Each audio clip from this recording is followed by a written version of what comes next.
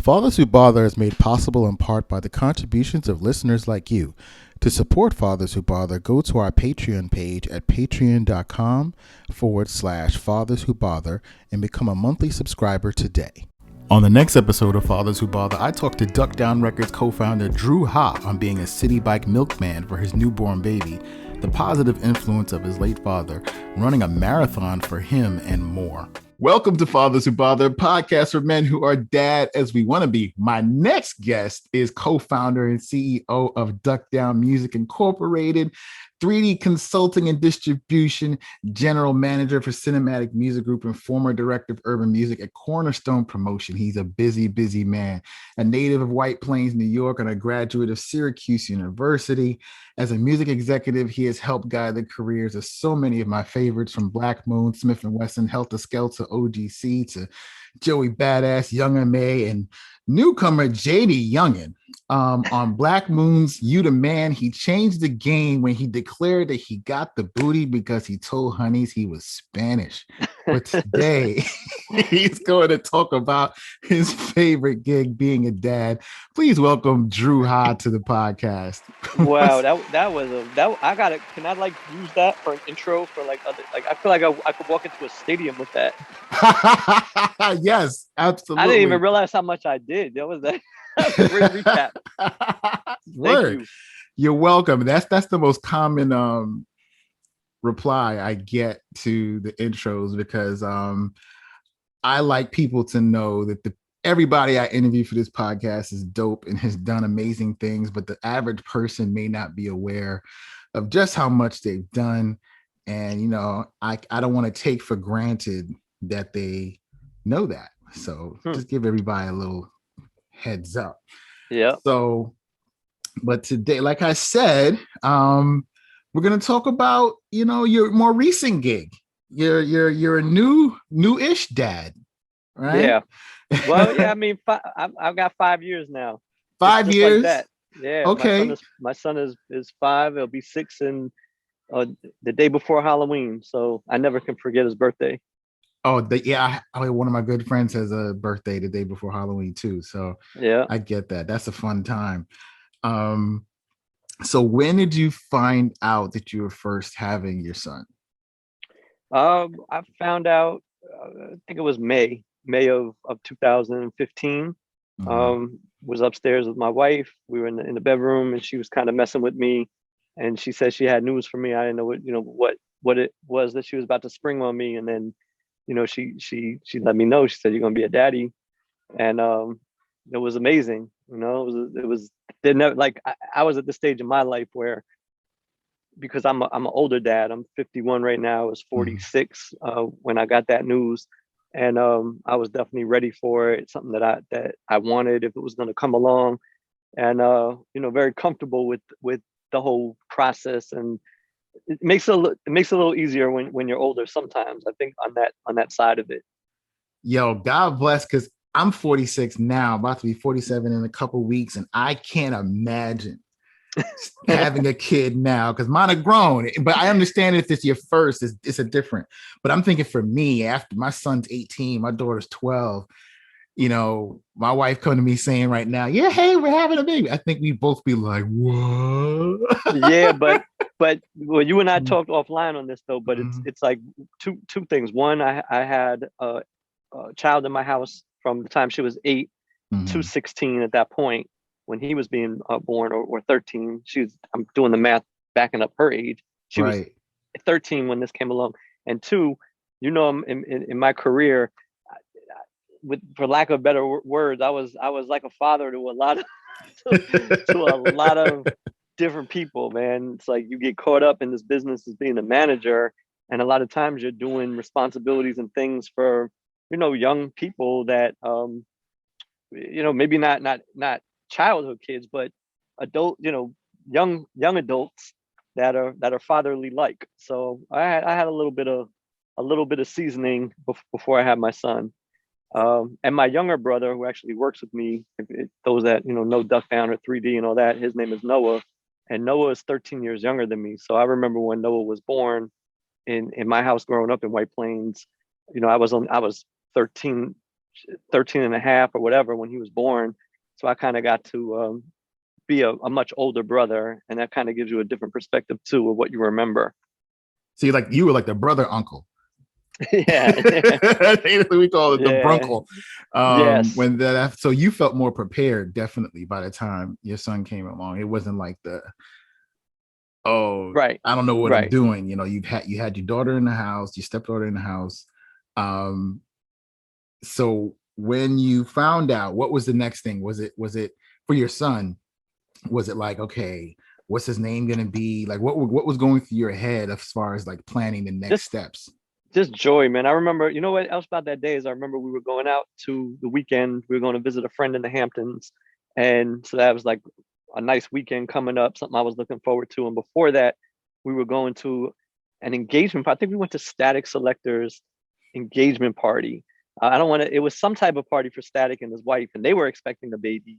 Shout out to Static, a previous guest of the podcast. Yes. All right. So Static was expecting his baby, and she was already, I think at that Franny was already 7-8 months at that point. It was like she was deep in. And we decided we weren't going to tell anyone yet. But I just remember that day. I was there with, also my brother was there with his wife, who was just had their first child. So it was like, kind of like a nice feeling to know that day that was like, all right, I'm gonna be in this club. But the next stages for planning were kind of typical, like everyone else. I didn't have the name picked out. We didn't have the name picked out. We were living in the city, and just kind of trying to figure out. We lived in a 1-bedroom like loft apartment, and so there was a small office, and like figuring out how we're going to convert that into a nursery and all that fun stuff. So like all of that kind of like happened in the next couple of months. And then in my case, it accelerated very quickly because my wife didn't have an easy pregnancy. She was diagnosed very early with some bleeding and some there's a name for what she had, something privia. She killed me. Preeclampsia. Is that it, when the babies turn the wrong way? Well, that's breech, but I don't want to give that wrong information. I don't want to get it wrong. Let's just say there were complications. Yes. And so this was like 4 or 5 months in. Pretty quickly, we weren't. I knew she was having a rough go of it, right? And she was being monitored, and then eventually she was admitted into the hospital. She was put on bed rest, and my son was born at 29 weeks. So pretty early. Wow. It came a lot sooner than I was expecting. Wow. So what was that like?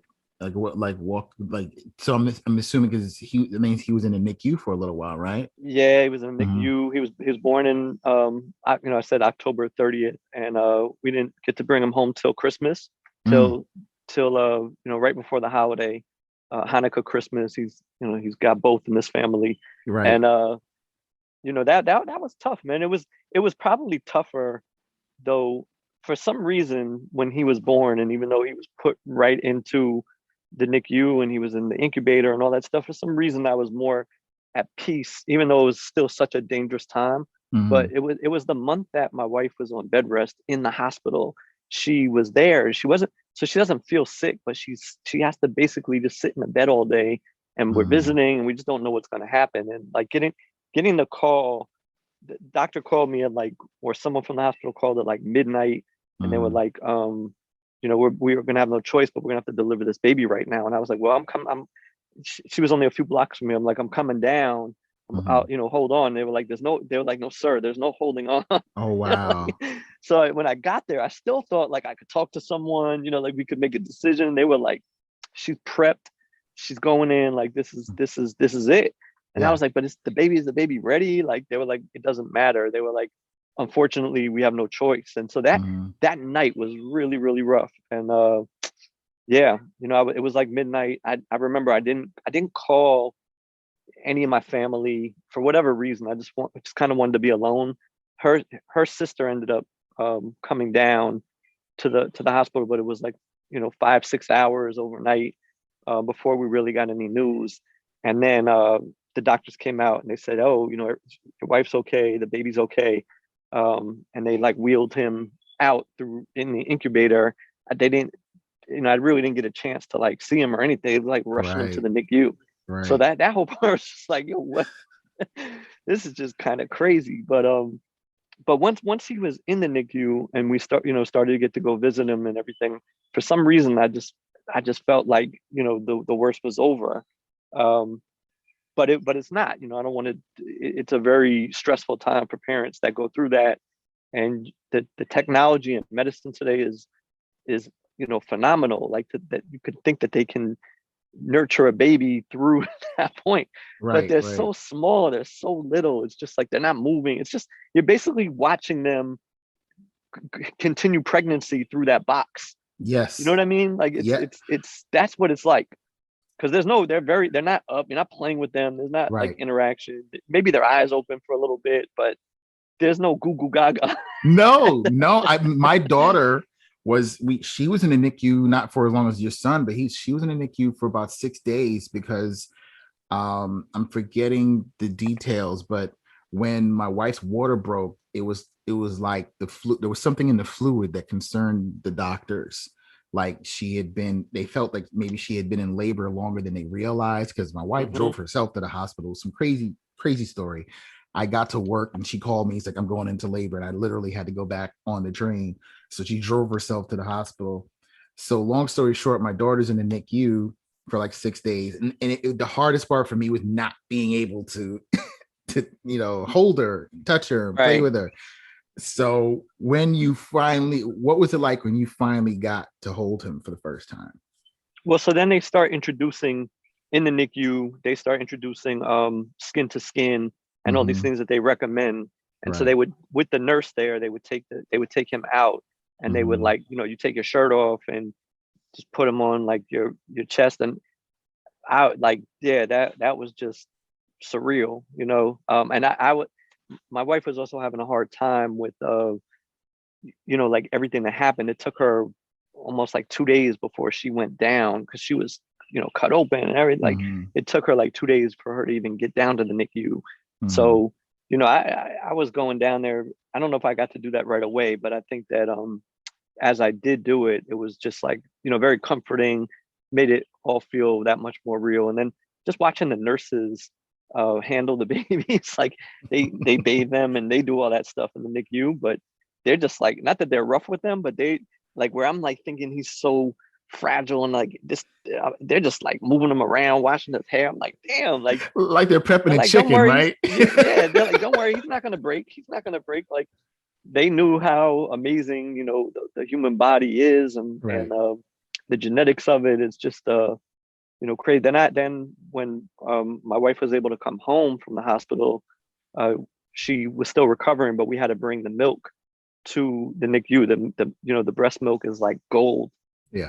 And it's so important for a preemie baby, they would say. So she would milk at home, and then I called myself the milkman because I was like jumping on a city bike before work. I would go down and I go home. I pick up like more bottles, get fresh milk, bring it back to NICU. Like I was going back and forth with milk, milk in my backpack, milk wherever. Didn't matter. I was the milkman. That's a father who bothers. God damn it! That's what I'm talking about right now. Yeah, on a city bike. How far did you live from the hospital? Couple.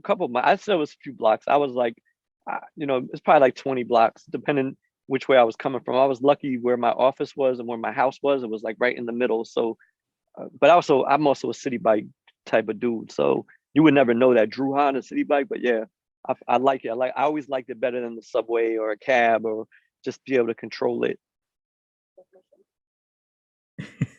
So yeah, so that was that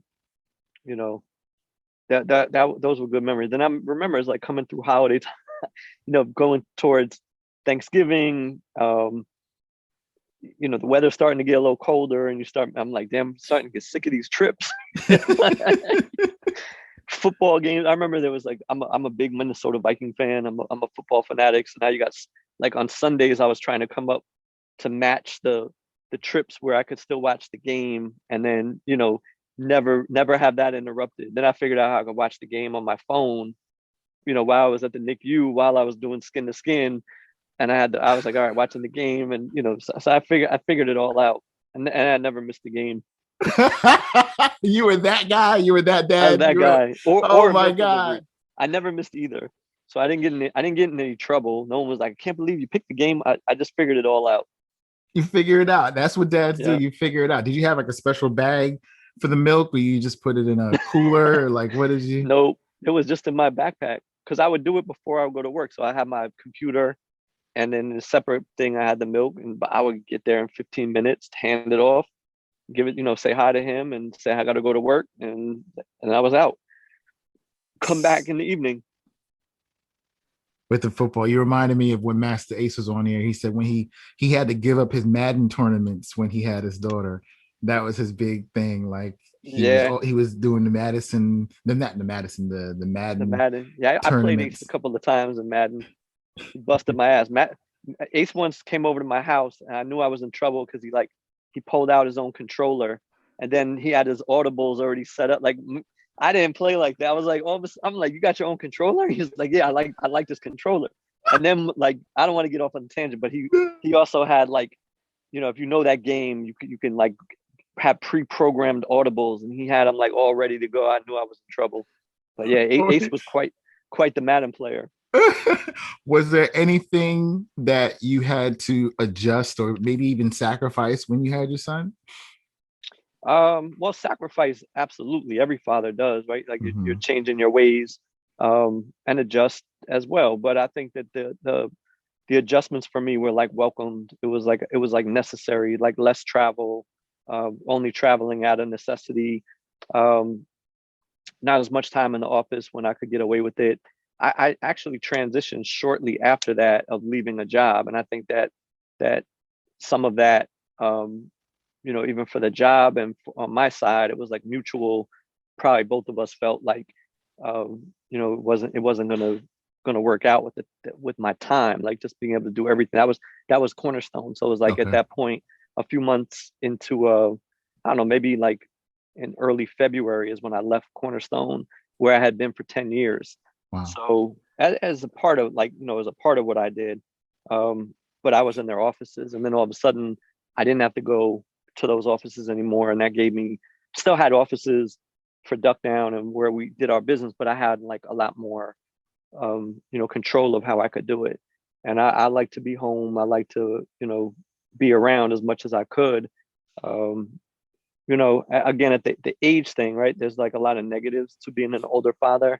Less energy. You're gonna not have the same amount of time with your children. As you realize that now. I realize that now. It's just that people are like, oh, don't worry, but like it doesn't matter. I don't have to worry about it. It's just a fact. It's just you're just not going to have as much of the same youthful time as he continues to get older. But when you are an older father, for me at least, I found like I had no FOMO. I had no like nothing else was pulling me. Like I felt like I was just very much at peace, content with being a father. And I know myself in my 20s or even in my 30s that I would have been running around with the boot camp or been on this tour or that tour, or and I wouldn't have wanted to miss those things either. So it would have been, options, and I wouldn't even had the options because it was a part of my career. It was like I didn't have those choices back then. I Mm. had to be on the scene and doing what I was doing for my job. So, um, that part of it, I think it's not so much a sacrifice, but it was the adjustment. For sure. When you finally got him home, what was that like? So we leave NICU and we get him into an Uber, which I never thought I'd be taking my son home in an Uber. Right? We had the car seat. We both get help because neither one of us, me or my, we're not, neither one of us are technical people. Our nurses had to like help set the car seat up in the Uber. The guy's waiting 15, maybe 15 blocks. On the third block, we get into an accident. Oh no. So our Uber driver hit a car in front of us, stopped, and our Uber driver hit the car. So we both looked at each other. We knew we were fine. It wasn't like it wasn't like a Uh-huh. crazy collision, but it was enough. Uh-huh. And we just both started laughing. We were like, nah, like we were like, are you serious? Like, so now we've got the whole process of the guy having to pull over. It wasn't that anyone was hurt or anything, but still the process of exchanging information. And you just want to get home with your baby, right? Just want to get home, and so we ended up getting into a cab. We get the car, get him out, and then we got him home. And yeah, that was amazing too to get the tubes out of him. He was in the NICU for that whole time. He was being fed through his nose, and just to be able to comfort him and not have to put him back into that incubator was like, and I probably missed. He probably was out of the incubator for a few days before they let us take him home, but he still had the tubes and all that shit, and it was just nice, man. Like get him home, for him to meet his stepsister, his cousin. All of our family was finally able to meet him and see him, because in the NICU they limit the guests, and right. People can't just come in there like a regular whatever, visitor, right. Yeah, visitor ward, or however, whatever they call it. So yeah, it was nice. And Tiny, man, he was like, I kept the they washed him in a man, it couldn't have been much more than the shoebox, and they sent us home with it. And I kept it. I still have it to this day, because I'm like, I'll never. So now we have this little thing that we were washing him in. It's just, he was so small, man.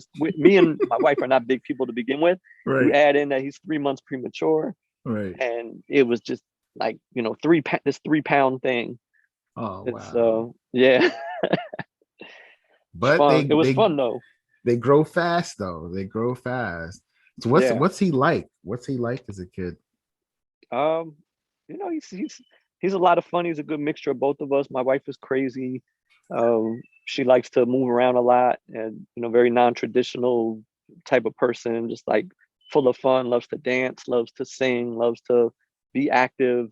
She's from Brooklyn, so she moved all over the place in Brooklyn, like moving around, lots of family in Brooklyn. She's also Jamaican, so she's got a lot of ties to Jamaica for his family in Jamaica. My son was like, over there twice in his first year. Nice. I wasn't even able to go. He's over there in those times. It's hard. It's like in the beginning to say what he's like is just like what you put into him, right? And I think that every father or every parent kind of feels their kid is special and their kid is fun, and because they make, you're the one that's watching it at that moment, so they're always amazing you as the father. And sometimes you just want to tell someone, like, he did this today or he did that today, like, you believe it? And someone else with kids is like, yeah, I believe it. Like, I got 5, I watched that shit. Yeah, my son did the same thing. Like, it's I didn't know how unique he was or is. It's still like, it's almost like the song, right? Twinkle twinkle little star, how I wonder what you are. Because it's like, right. I'll look at him and I'll wonder, it's getting clearer now that he's 5 and we can have little conversations and stuff now.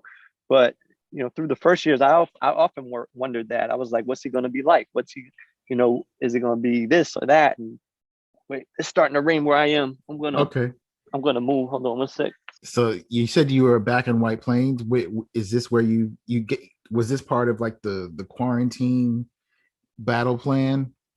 Well, we were always debating what we were gonna do, if if we were gonna raise him in the city or not. And that was like really a big struggle for me. I just didn't have a clear picture on that. Like, I love the city. I spent 25 years in the city, and I couldn't see myself living anywhere else. But then as he started to get a little older, and I'm thinking about moving, or I definitely was going to have to even move from my apartment no matter what.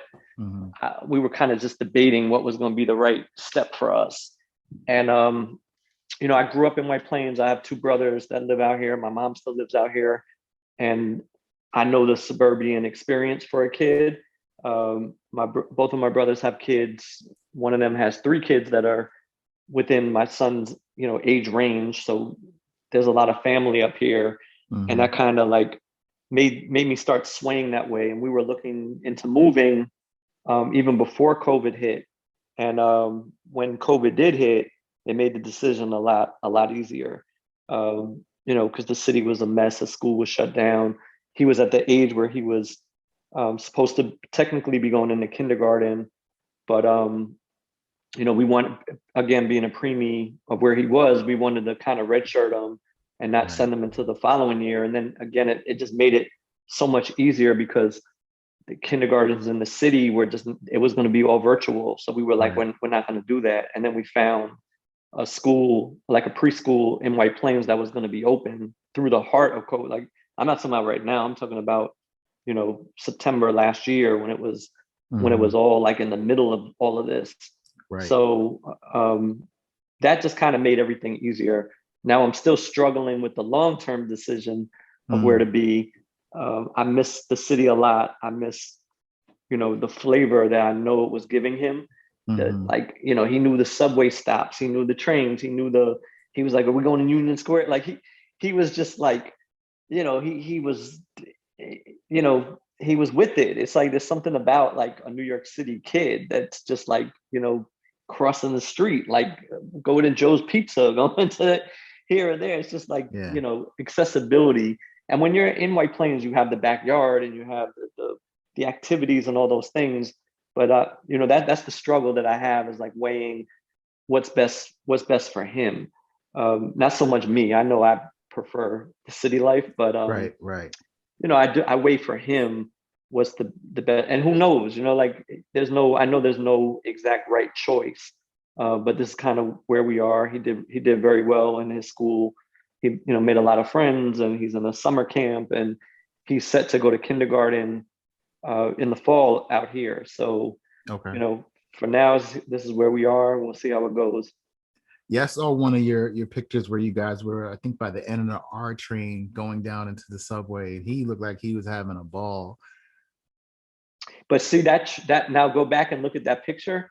He's on my shoulders, and he's on the billboard. He's on the billboard behind him. They used his picture on a billboard, and that's why we were there. Yeah, go back and look at that. I didn't peep that. What was the billboard for? For a school, for a preschool. And he was in the preschool, and they asked us, could they use his picture on an advertising campaign? And we were like, what kind of discount you giving us? That's the way you do it, because I know these schools are not cheap. These schools are expensive. Yeah, so I remember I met him that day. I was like, hey, we're gonna go get I knew where one of the ads was, and then, you know, for him to, he didn't connect all the dots, but pretty crazy. That picture, yeah, go back and look at it. You'll see him on the board behind me. Okay. Oh, that's dope. That's dope. Yeah. I was about to say, any modeling for him? Because I know a lot of parents early on, you know, they get their kids into modeling and all kinds of stuff. My wife did some of that with him. She did. I you know, she was always like, you're in the business, you could go to your agencies. I'm like, you know, like that. To me, it's like, would never want to force anything on him. You know, there were a couple of clothing photo shoots that she was able to muster up. Like, you know, some people in the business that knew me, that would have had little clothing companies or whatever. We did a few of those, but nothing. We never like went there with him. I think every parent thinks their kid is adorable and worthy of it. And, you know, I'm no different. I think that he would, you know, he's an attractive kid and got a lot of personality, but it takes a lot out of a kid. You know, when you're telling them what to do and where to stand and take this, even when she does Instagram pictures with him, sometimes I'm just like, oh my fucking God, like take the picture. You know? Stand this way, do this, put your hand here. I'm like, just take the damn picture. You're the more organic Instagram dad, because you have some great shots. You have some really great shots. Well, that's Instagram for you, right? I'm only going to show you the best. You know, he's photogenic. I'm a funny looking dude, so it's hard to capture us right. You know, like it's always me that messes the picture up.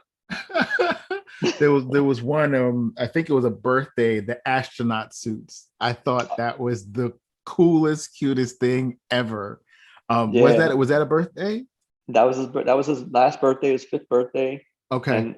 And so it was Halloween and his birthday. So we're always going to be able to have that while he's young. Like we did the birthday Halloween party. Nice. And my wife did that. She knew I'm not the type of dad that's gonna dress up like Hercules, or you know, I'm not putting on those crazy outfits. So she found something that would work for both of us. The astronaut. You know, the astronaut. I was like, all right, that's cool. That's like a Diddy jumpsuit. I could get away with that and bop into the party. That's pretty cool. See, you know. So I yeah, I like that. That was nice. And did you see the picture we did for Father's Day on his where we did the Khaled cover? No, I missed that one. I saw Yeah, one where he's holding a football that was really cool, and then the astronaut one. I got to go back and look for the Khaled one. What was yeah. that? Go back. We did the cover, and I just wrote "We the Best," and we both had on like Hawaiian shirts. And Khaled saw it, and Khaled commented on the picture, which was cool. Oh, that's dope. Yeah, That's dope. Khaled acknowledged the ode to him. We pulled it off. It was his first album cover, and we kind of recreated that. Okay, I remember which one you're talking about. It's on the gram. You'll see it. I know which one you're talking about. I'm gonna look for Yeah. that. That's dope. Has he shown any interest in well, what's his musical taste like? Well, What's he into? we play a lot of classic hip hop, a lot of classic R&B. My Mm-hmm. wife plays a lot of reggae, a lot of Mm-hmm. classic reggae, a lot of roots reggae, like you know, Barris and Marley and uh, just the list goes on. Like it's just more very very natural. Like the music that we'll pick, and I'm not like pushing the duck down cattle. I haven't really introduced him to much of that. I put on like a Who Got the Props or something and just like catch him like on the hip hop parades and think certain songs where he can follow along. But I feel like his base is still coming from at least from this level. Right now he likes kids bop. Like that's his Okay. thing. He told my wife the other day, he said, you like certain music that I don't like, and I like certain songs that you don't like. He's like, can we just listen to Kids Bop? And we're like, what do you know about Kids Bop? And it's like, so he likes like just songs like that, or he likes educational songs that he'll watch on YouTube, like Mm-hmm. robot songs that are singing about the astronauts and the space and stuff or the planets. And he knows every damn word. And I'm just like, I can't, it's just unbelievable to watch them absorb it all like a sponge. Yep. I can't memorize these songs and they're like, he'll recite them word for word.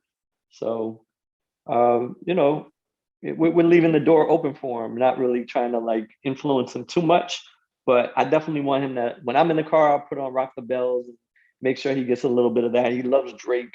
He loves like, certain songs like he'll just like pick up on like Tootsie Roll, the in my feeling, like certain songs from Drake that he'll just pick up and Wow.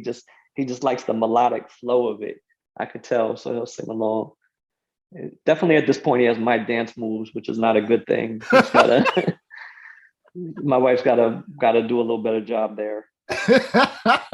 Well, you got to take him record shopping like Walt. Shout out to Mr. Walt. I had him on a couple episodes ago, and he took his son to Fat Beats to go record shopping. How So old was he when he did that? I forget how old he said, but I think he was maybe 10. All right, so I got time. I You got got a time. little bit of time. You got a little bit Yeah, of time because he said he had picked yeah. out Mob Deep's The Infamous was the record he picked out at the record store. So when I put on I Got You Open the other day. He was wearing an I Got You Open shirt, which I yeah, have for him. And so I wanted him to know the song or at right, least connect the words. So I put it right. on a few times and he was like, he got excited from it. One night we were doing a young one night we were Young and May was doing a Zoom live stream show for a college. And so we had it on. I was in the kitchen, I'm monitoring the show, kind of like in the background, but I had it up and I wasn't really aware that it was on. And she was doing this song Drip Set that she has. It was like really hardcore Young and May song, like Drip Set, Drip Set. Like she's doing that in the Wow. hook, playing off it. All of a sudden, he's moving around. He's like Drip Set, and I'm looking. Thankfully, I was able to record some of it and then send it to her. But it's just funny, like what catches them and influences them. Certainly chants and certain words that they could pick up on. I think Right. they could feel that energy. For So sure. Nah, I love it. I love it. The thing I love is that the kids have so many more options for ingesting music now. So it's not like we just had the radio and that was it, or whatever you bought.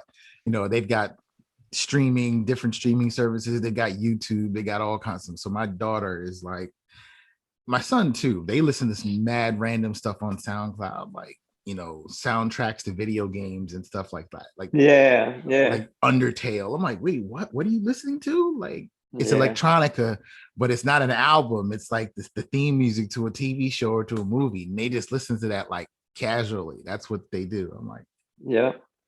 Okay. So what was your relationship like with your dad? It was a good one. I came from a very stable, typical household. I think I'm one of three boys. My dad was a lawyer. He was a busy guy. It wasn't like he was home all the time. He certainly wasn't around like how I'm around right now. Mm-hmm. Between living in the city, being so close at that time, I was 10 minutes away. I grew up in White Plains, so he was always commuting back and forth 5 days a week. Mm-hmm. There were no summer Fridays and things like that. He worked hard and he worked a lot. He worked long hours. So a lot of early childhood was like that. He was out the door as we were going to school, 7:30, and he wasn't coming home until like we would force and fight our bedtime to at least get to see him when he came in. But right. It wasn't often that we were like having family dinners with them. So I cherished time with him as I grew through my main childhood years. I just remember that it was like he was always an idol. He always was fun. Weekends, making time for us, supporting us, coming to our sporting events, or whatever our interests were. He, in the time that he had, he would make time for us. So I acknowledge that. I wanted more selfishly or whatever, just as a kid, but that you want more time with your father. But he was a good dad. And then as I got older and even, came into the business I was very young when I got into the music business, and my story, as did Bucks and Tech and Steel, like it happened very fast for us at a young age. And my father was a real estate lawyer. He wasn't a music industry lawyer. He knew nothing about the music industry. He wasn't like, he was full-time real estate lawyer. Like and he was a shark. Like he was, a very renowned, successful guy. Like he wasn't like moonlighting, like some lawyers are like, do a little bit of this, do a little bit of that. So it wasn't like he didn't know the music business. And, no one in this firm did. And it wasn't like anything that way, but I say it because he ended up learning as much as he could, as fast as he could. And we, leaned on him, me and Buck. Buck had a great relationship with my dad too, because Buck was like 17. I'm 19, 20. I'm messing the ages up. I'm, somewhere in that range. No, I'm 21. Buck is 17. That makes more sense. So we're both young. We're both inexperienced. And even when you hire your own lawyer, which we did, we have music attorneys. Attorneys are sharks. Good attorneys are out there. They're hustling. They're moving fast. They'll chew you up. Like they're not going to sun you. Right. Like you would like to think, even if they're good guys, it's like people are busy. People are moving. You use a very successful lawyer or attorney, whatever. They don't have time to hold your hand. It's like, let's go. And so my dad was able to like kind of step in and be a little bit of a liaison between the attorney and us, and then learn enough about the business where he started saying, all right, let me see this contract. Let me review that. And he started to learn it. He came to a couple of meetings with us. He came out to Los Angeles with me and Buck when we first met Brian Turner, who was the president of Priority Records, where Buck and I ended up doing our first deal for Duck Down through Priority. So, I got vivid memories of all of that, of like him being in the middle of it, and in the middle of it in a good way. Even now looking back on it, he would push me. Like there were times where I would get complacent or think that, all right, they're handling it, so I can do something else. And he would say, "Did you read the contract? Did you read this?" And I was like, "Well, why do I have to read the contract? I'm paying that lawyer, and I got you." And he was like, "Read the contract." Like he would come back to being my dad. Like my dad was always big on like, he would say something to me and he was like, "Do you know what that word is?" And I would say, yeah, I know what it is. He's like, what was the word? And I would say, he's like, go get a dictionary. Like, he wouldn't tell me. He's like, go get the dictionary, and I hate that shit. Growing up, I hated it. Like, he would correct my English. He would do that. Like, he was hard on me in good ways, like, but he was a discipline. He had that mentality of like discipline and structure, responsibility. He embedded that in me. Like, I learned work ethic from him. He's the type of guy that, he washed his own car. I know that shit sounds crazy, but like, if you have enough money and you can hire people to do anything for you, but yet you still like do things yourself and you show that to your children, like, we were affluent. We were from a good family, well off. I'm not trying to paint any story that I'm not. But he still like taught the values of money and taught the values of earning it and hard work. I always had jobs, like, if I wasn't in an activity or I wasn't going to my teenage years, if I wasn't like doing an after school sport or in some type of curriculum or whatever it is, then I was working, paper route, Foot Locker, small, whatever. It didn't matter. He would make sure that I was doing something. And that was, he was going to ask and he was going to find out and he was going to make sure I was doing it. And, I attribute that to him, like just learning what that hard work and dedication is, putting his family first. He always did that, sacrificed, getting me emotional right now. I am, he was a solid dude. I know the feeling. I love my dad. He passed in 2018, and I understand your dad passed in 2011. My condolences. And you ran a marathon for him to help raise funds for Alzheimer's, correct? Yeah, I did that. That shit was crazy. We went to his unveiling, and which a year later in the Jewish religion or what, and I'm probably messing this up because I'm not like an expert in this area, right? But in the way I understood it, the way we did it I'll just say the way we did in our family is we didn't visit his site until a year after he passed. So I don't know if it's the religion or whatever. Like, let me backtrack that and just make sure someone's going to be like, that's not what it is. I don't know. But for whatever reason, it was a year. We went as a family back to the gravesite, and everyone like went around and said something like, this is something that Sean Price would probably make a little fun of. Like, Sean be like, gee, Dad, you're a great guy. Like one of those moments. You know what I'm saying? Like, you can just, Dad, I just want to thank you for always being there. Like one of those moments, right? So they had very Peter Brady-ish and Brady Bunch type of moment, right? And so like we all went around and said something. And my mom is like going around. She's like saying, and David is one of my brothers. She's like, and David did this year, and he accomplished this, and you'd be so proud of Noah. He's doing all, and like she's like, and Drew's got the business going. Now I'm like, I'm like, Mom, I ran a fucking marathon. How you not gonna tell him I ran 26 miles? I'm not a runner. I ran 20. Like that became like very funny at the moment, but that ties back to the marathon because I wasn't a runner. Right. I'm an active person, but I had never run probably more than 4 miles in my life. And at any one time, and I just felt like it was something that I could do, raise money and draw attention to the cause.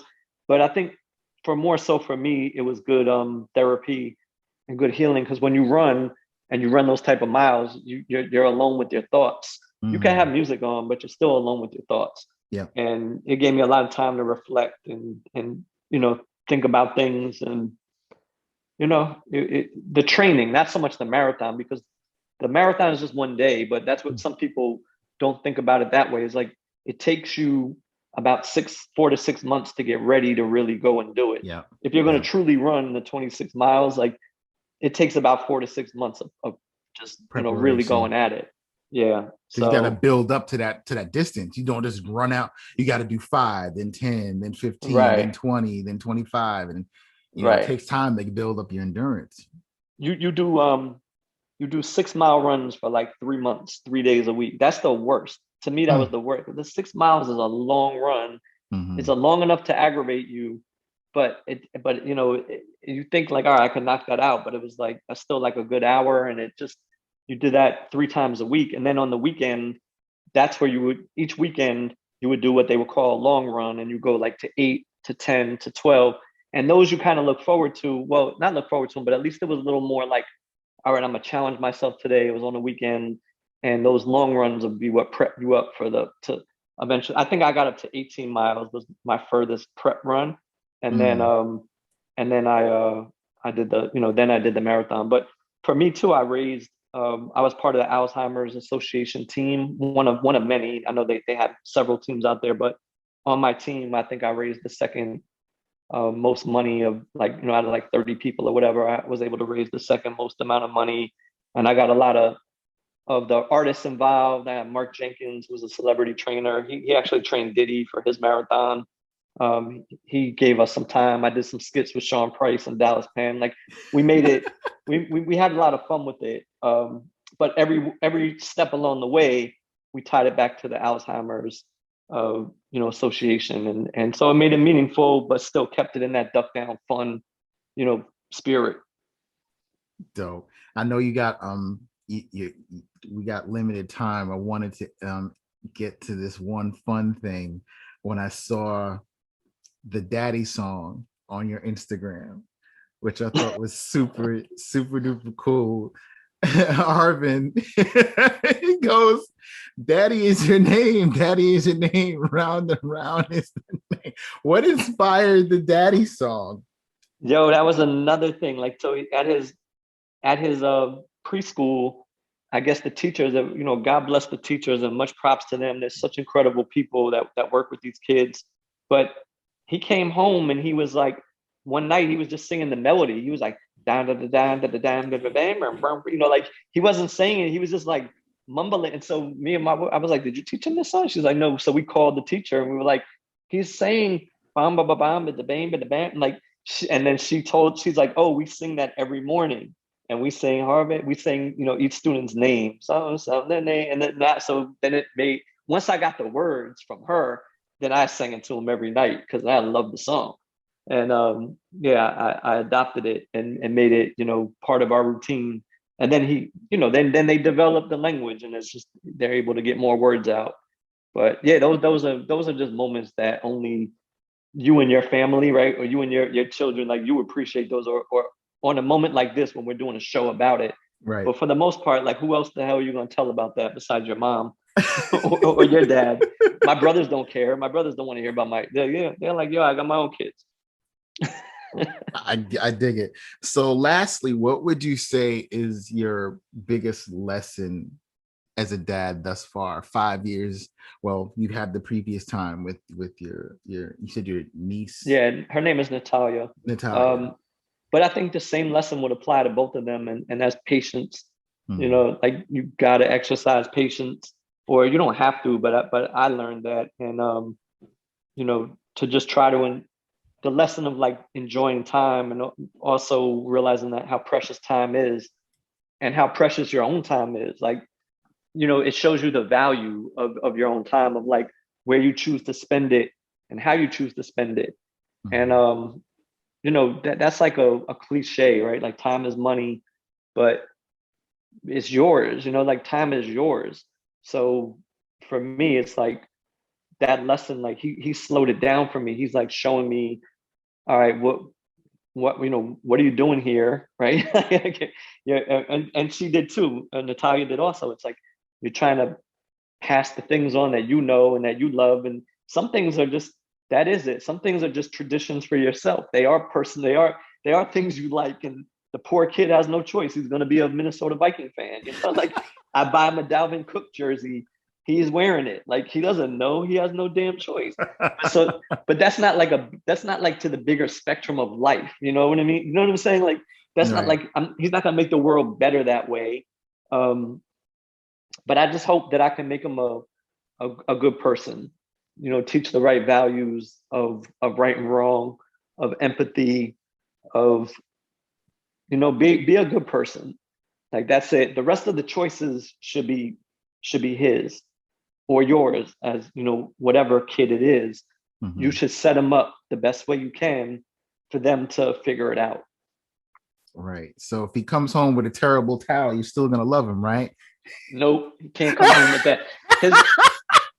His flag team this year, he was the Bills, and that picture I took, you see, is wearing the Bills, and I ended up blowing it up. And then someone said to me, they were like, one of my friends, like, "Damn, you put, he's wearing a Buffalo." I'm like, "Well, it's not the Buffalo, it's just the." They were like, "Nah, like he's got the Bills jersey on." I was like, "Well, Stephon Diggs is on the Bills, so I could live with that."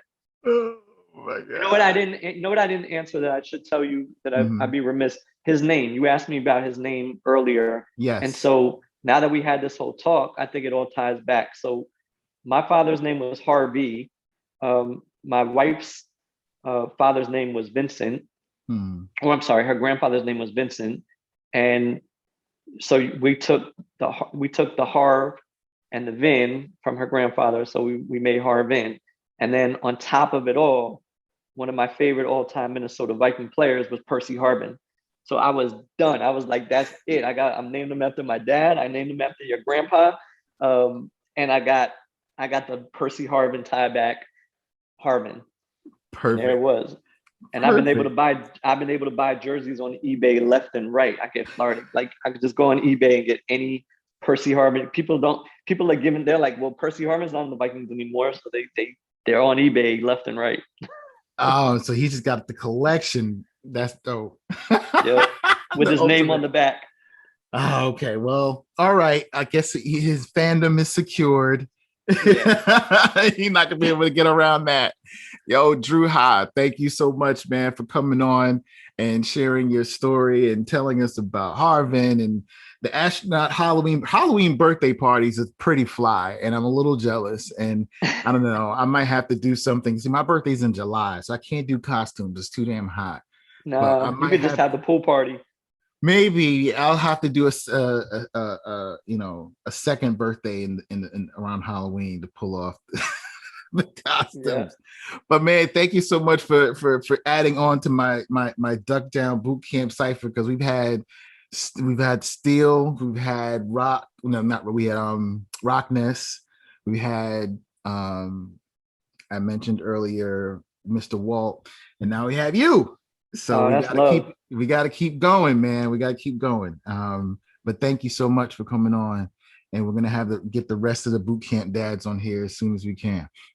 Yeah, man, I appreciate it. I thank you, man. You got me, like you say, I didn't expect I was going to get emotional two times on this call because I didn't even realize, sometimes you just don't talk it out loud. And as I'm Yep. saying it, I'm like, damn, this shit is really precious. That's what it is. Same thing happened with Steele talking about his dad, because he didn't, he was relaying the story of taking his son to meet his dad for the first time, and they had kind of a strenuous relationship, which I'm probably sure you know about, when he was younger. And then seeing his dad hold his son, he saw his dad in a way he had never seen before. He's like, "You about to make me cry on this show, Jerry." So So you know what you're doing. Like, yeah, you're getting there. That's love, man. That's incredible. It's it's yeah, it's a good it's a good topic. So I appreciate you for doing this and including me. And we'll catch up offline on everything else. for sure, man. But best of luck to you with everything else, with the family and all of your endeavors. And we'll talk soon. All right, Jerry. Thank you. All right, take care, Drew. All right, peace. If you're enjoying Fathers Who Bother, please make sure to hit that subscribe button and follow us on Instagram at Fathers Who Bother and Twitter at Fathers Who Be. Thanks.